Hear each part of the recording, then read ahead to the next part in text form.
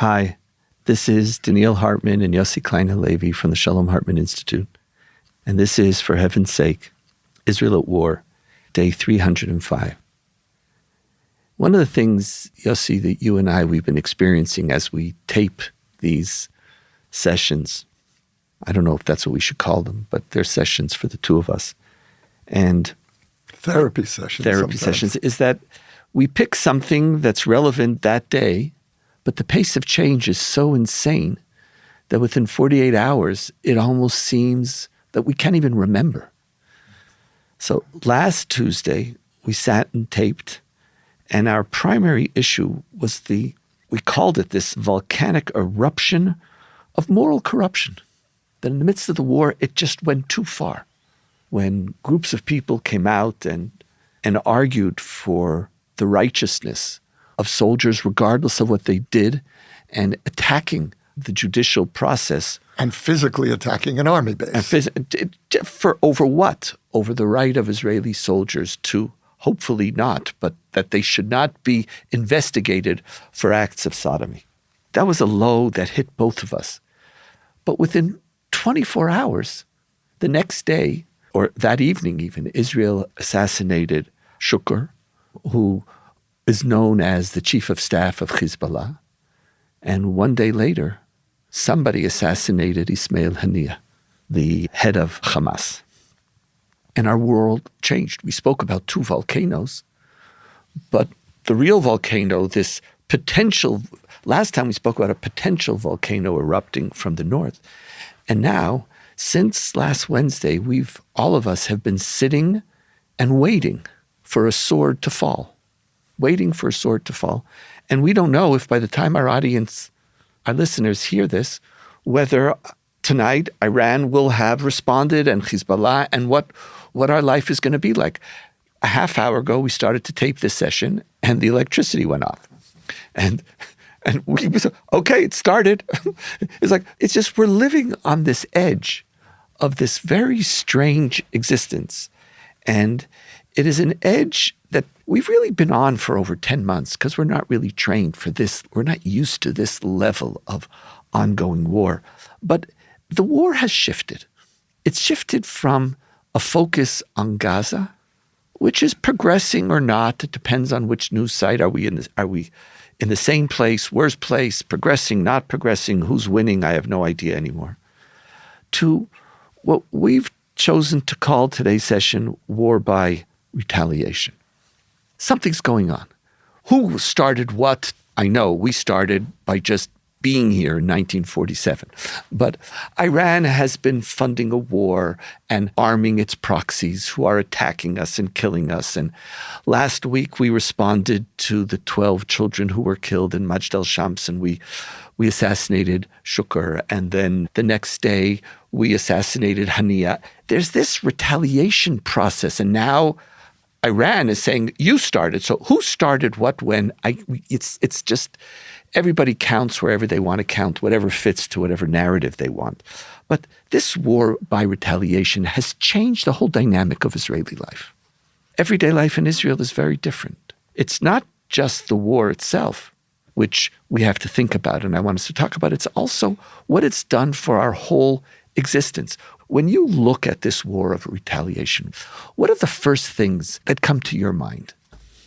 I was very proud of Israel for having the daring, the wherewithal to hit our worst enemies deep in the heart of Beirut, Tehran.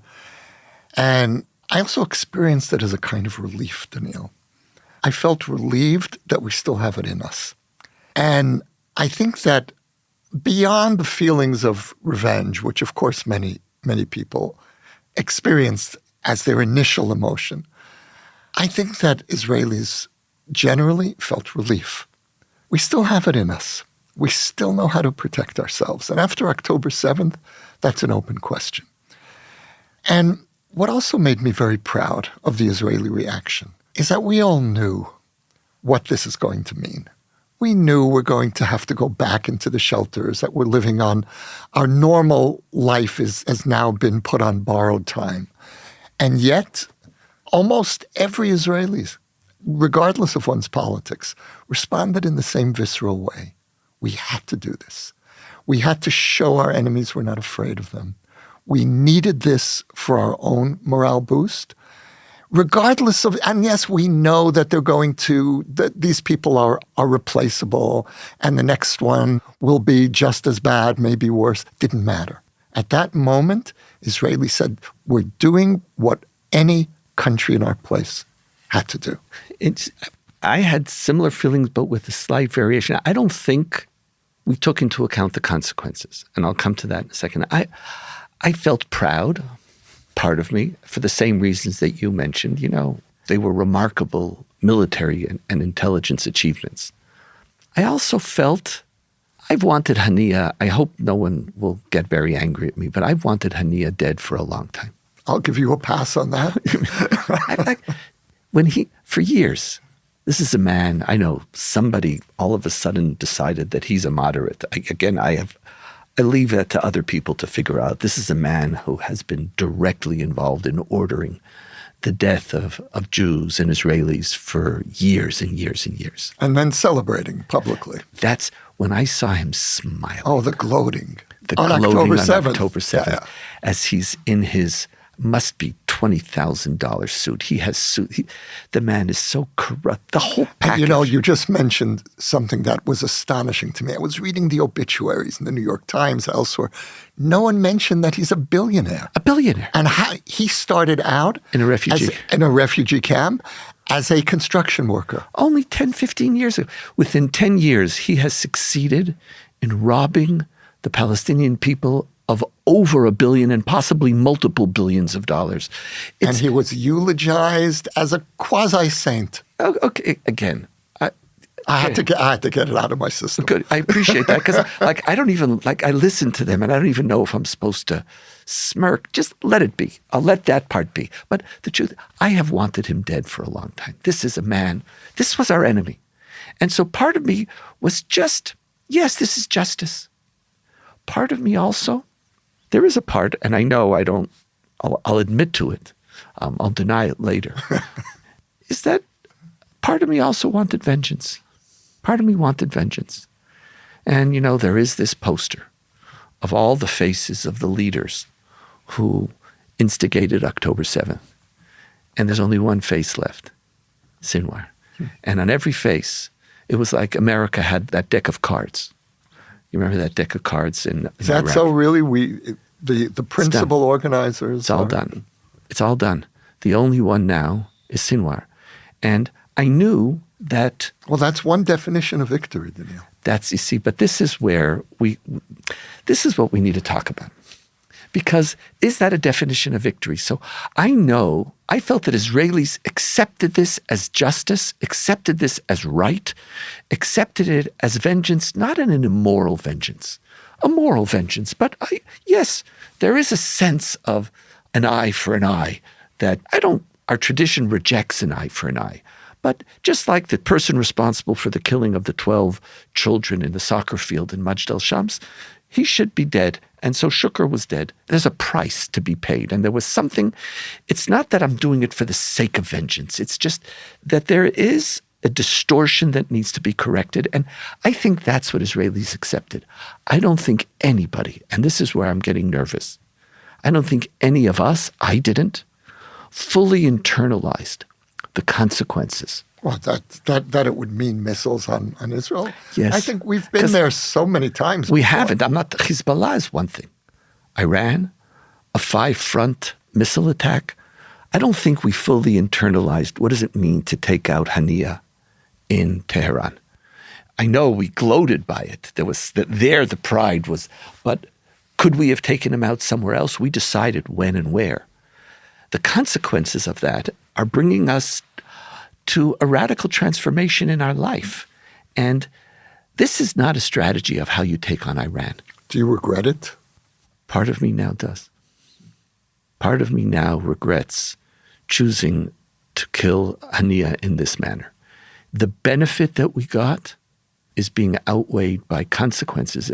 You know, we're sitting here now for a week Israelis, the black humor, it's like it's this strange existence which is not befitting of a first world country where we basically don't know. People say, okay, see you tomorrow if there's an Israel. Like this is part of the conversation. See, I have no regrets, and I certainly don't think that we should be looking back. But what I've felt for a long time, and we've discussed this, is that we don't have a strategy. And tit for tat is not a strategy against Iran. Blinken, the other day, said something that stunned me, and I'm still carrying it. And it went past the public discourse virtually unnoticed. And he said that Iran, if it chooses to, is 2 weeks away from a bomb. And I thought, where is the strategy? Yes, I believe that we should have taken Haniyeh out, but that's almost a sideshow. The main question is, how do we stop a nuclear Iran? How do we come to terms with the fact that this is not a war against Hamas or even Hezbollah? It's a war against Iran. And I've been saying it here for months. And for years, yes. Before this podcast. But now I feel an urgency that I haven't felt before. We're at the moment of truth, and we're busy with assassinations. You use the word tit for tat. And that's what we've been doing with Hamas for years in Gaza. And then we changed the strategy. Well, their response was not a tit for a tat. And we changed it. That's the game we've been playing with Hezbollah as well. There's a code. Hezbollah fires first because, we're firing in Gaza. Then we fire back, and then depending, if we hit somebody, they fire back. And there's these rules of who they fire principally against army bases and against evacuated villages and towns and cities. And the whole northern section of Israel is a demilitarized zone empty of citizens. And in that tit for tat, it's all on fire. They seem to be winning, but that back and forth. But tit for tat was just, we don't need a strategy. We could sort of it'll be this sort of a balance. But when you start a tit for tat, that's what bothers me with Haniyeh. Someone said, they're playing chess and we're playing checkers. It felt like checkers. Like, really? If this issue is, as you mentioned it, this long-term strategic issue, does this help? Does this undermine the Sunni coalition? Does this bring America closer to standing up and saying, this is something that we have to all deal with? It gave Iran a pass. The world is now saying, yes, Iran, you could attack Israel. The question is how bad it will be, or how many missiles will get through. If you only get a few missiles through, if you just take out, let's say, the gas fields, or you just take out one desalinization or two desalinization plants, okay, that's measured. You're allowed to attack Israel. That's okay because we, after all, attacked you. This whole equation, if, however, you attack multiple sites in Israel and we're not able to stop it, and there's not a sufficient coalition, then you've gone too far, so then Israel could go back. And what are we going to do? So there are two issues here for me. The first is the lack of a strategic plan to deal with a nuclearizing Iran. And the second is the shattering of our deterrence. The fact that we've been sitting for a week, waiting. What is this? And that tell our audience a little bit, what's been going through your mind this last week? The apocalyptic humor that I exchange with friends. Last night, I couldn't sleep. And it's 2, 3 in the morning.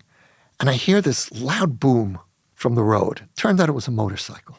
But I physically jumped. I jumped out of my chair. And I looked at myself and I said, there's your resilience. In other words, this much touted resilience is thin. It's a veneer. And we're all walking around with this sense of weight over us. It feels to me like when the air gets heavy and humid before a major storm, that's what this week has been like. But beyond the emotional experience, what it says strategically about our situation is that, I mentioned a moment ago that I appreciated the assassination because it showed that we're not afraid of our enemies. But this waiting period shows they're not afraid of us. There's no deterrence. They're choosing their time and place, and everyone is indulging them. But it's insane. Yes, it's insane. There is something insane, and each one of us, we could actually put together a booklet of the strange things that people have said to me. One lady said to me, oh yeah, last night at 2:00 at night, I made a cup of coffee and put it in a thermos so that I could take it to the shelter. And someone else says, I don't want to be in the shelter in my underwear. So what I did is I put pants on the way. I've had that same thought. I'm not that worried. I don't know. It's like literally, but that's beyond the water and the canned goods. And Are you well stocked? I've been eating through my stocks, so it's like it's kind of a problem. But the Institute decided that I should have, as president of the Institute, I should have a satellite phone. First of all, it made me feel very, very important. Now I have a satellite phone. I just can't figure out who I'm going to call. The Institute should provide me with one so we can communicate. But that's my problem. I don't know if everybody's cell system is down, who I'm supposed to talk to in my satellite. So I'm walking around. I like this. I have a satellite. Me and the ministers. I can call the ministers. There's something. And when I realized how strange this last week has been, when I talk to people, our loving, loving friends in the United States and Canada, who have been calling and WhatsApping and just truly concerned. And you talk and you just start talking about, and then you realize this must sound insane because you literally do not know if tomorrow morning what's going to be. Are we going to have water? Are we going to have electricity? But all of that has been allowed. Yeah. And that's why, you go back, and I don't want to debate, but I think there's more and more evidence for my position saying that I'm not sure that taking out Haniyeh, assassinating him, this war of retaliating back and forth instead of a war of strategy. I'm frightened that since the war in Gaza is not going the way we want it to go, that this will fill the category of victory. Maybe. It's not. You might be right. You yourself know it's not. Yes, you might be right. But if we hadn't assassinated Haniyeh, would we then have a coherent strategy? I don't think so. I don't think this government is capable of a strategy. And so, we say in Hebrew, zemayesh, that's what we've got. Then second best is take these people out one by one. So let's delve in a little bit into this whole notion of retaliation. Both of us accept that there's no long-term benefit to this. This is not taking us where we need to go to. And the concerns that you speak about, the long-term needs, it actually works the opposite. This week, at least it was reported, that Prime Minister Netanyahu said, I don't want to even try to do a deal with Saudi Arabia until the next election. So he seems to have time. He has time. And what they're planning, I'm just frightened that we're going to have continual wars of retaliation. Iran is going to attack us, and then we're going to be bombing back, and and then everybody will try to keep it sort of measured what exactly this does, like how many missiles hitting where. Each time in a war of retaliation, you have to show that you're better. This is the pressure that Iran is under. They sent 350 missiles and only 2 landed. They can't go through the same failure because in a war of retaliation, you have to up the game each time. You got me, now I have to get you, so we're going to have to get you. There's something about this, though, that is very deep in the Middle Eastern and also in the Israeli consciousness. This issue of retaliation is not new in our story. It's been an ongoing part of the Israeli military ethos. We've been attacked. It goes to the issue of what you speak about, and that is the notion of deterrence. And so in the absence of deterrence, knowing that we have lost our deterrence to a large extent, I think that's what this proves. Then the question is, what is the value of these targeted assassinations? And there's one more aspect which we really should mention, and I don't want to get you off topic, but I do want to bring this up, and that is the impact on the hostage negotiations.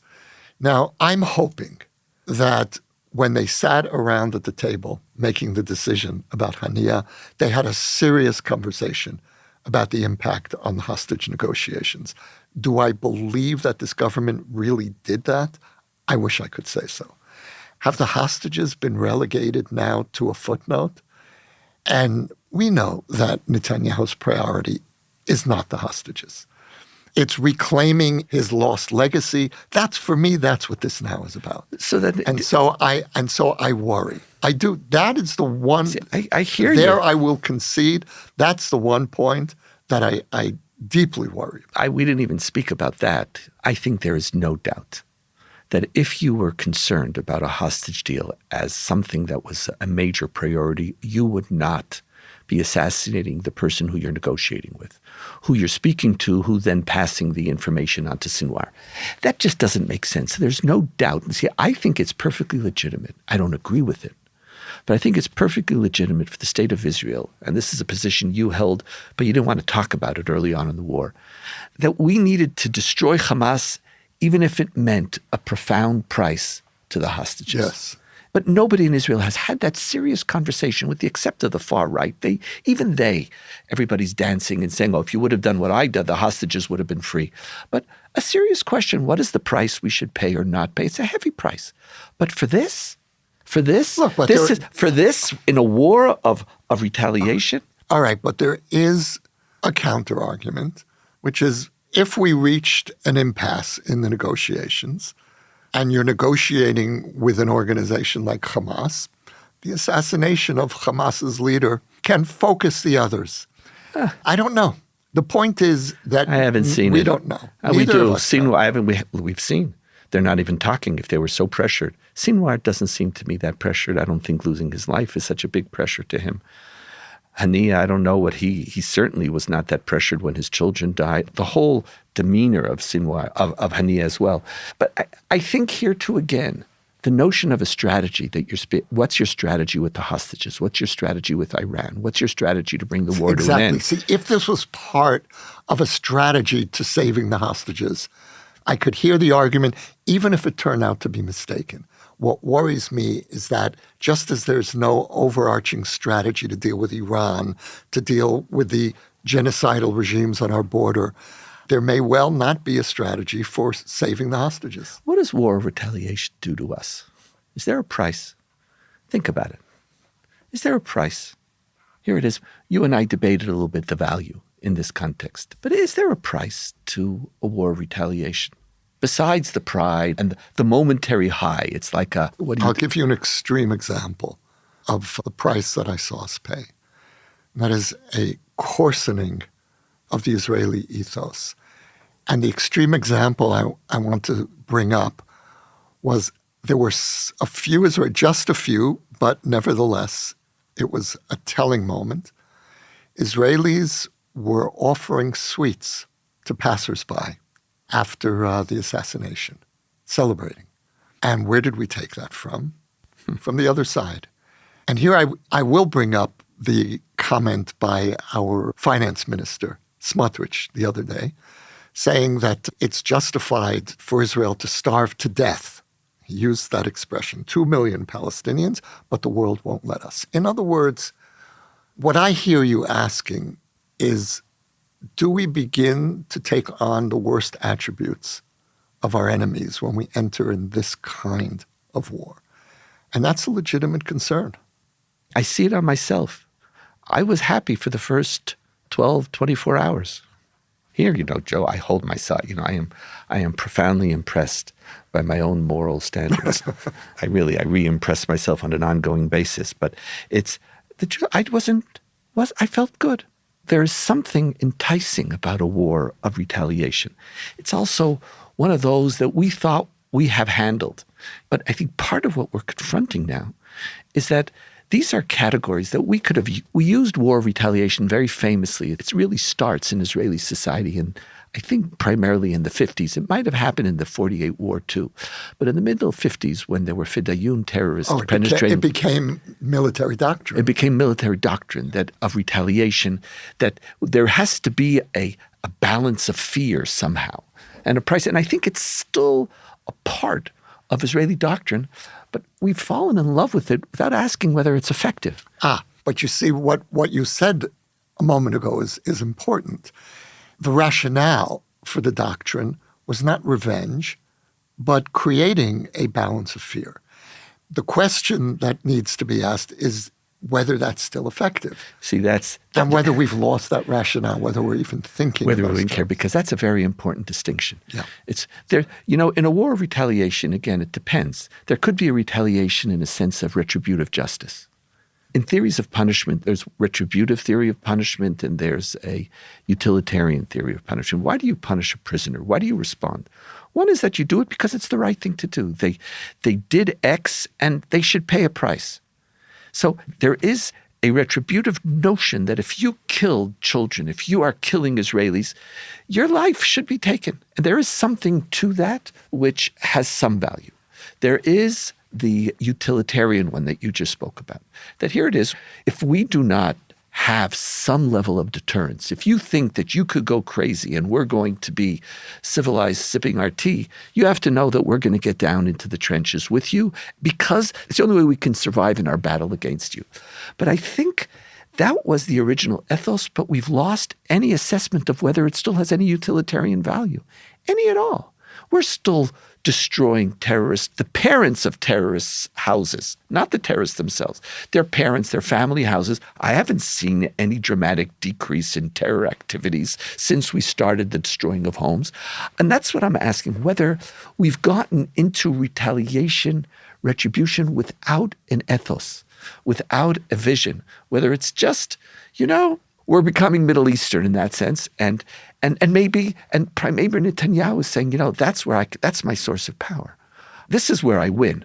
I win by showing that I'm going to lead Israel in this way, instead of leading it with strategy, instead of asking also the bigger questions of who do we want to be. Donniel, one of the problems that I have with our conversation is that it disorients me.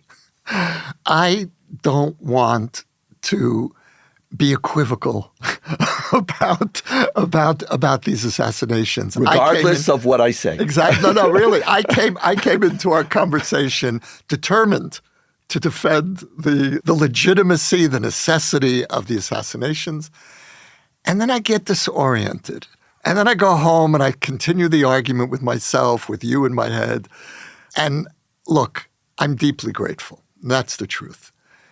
But I think what I'm really trying to say is it's really difficult when you're in this kind of situation to have this kind of conversation.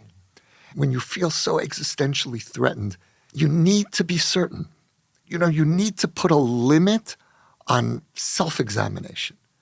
And yet, where will we be as a people if we shut that down? See, where I agree with you is that I'm not filled with any moral anxiety. That's why I started. I'm with you. I don't have a moral anxiety about the right of Israel to defend itself or whether Haniyeh shouldn't be alive or not. And I felt the same way. I'm even making room. And I think it just, listen, after October, when people are killing you, it's perfectly legitimate to also have a desire for vengeance. That's okay. To want a desire for revenge, that's also normal. Our tradition, by the way, even, we know. That's the Bible. To claim that we're so totally free from that, but we don't need to be. So on that sense, I'm joining you in your initial statement. My question is, in the long run, as we sit down, not critique it morally, but ask ourselves, what is the direction that we want to go to as a country?